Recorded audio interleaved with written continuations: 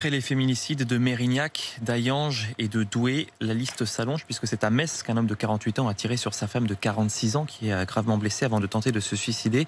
Ça s'est passé hier après-midi en pleine rue, devant des passants et même devant un des enfants du couple Margot Bourdin.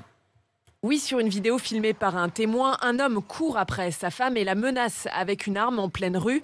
Depuis sa fenêtre, cette voisine a tout vu de la scène. Encore sous le choc, elle raconte. Il lui a mis un coup, elle est tombée et là, il lui a tiré 2 coups à cette dame qui était par terre et il s'est tiré une balle et il est tombé comme une crêpe et une mare de sang en quelques secondes. C'est choquant. Depuis tout à l'heure, j'ai que la scène qui me revient dans la tête. Les faits se sont déroulés devant l'un des 3 enfants du couple qui est en instance de divorce. Il y a 7 ans, la femme avait déjà porté plainte pour violence conjugale.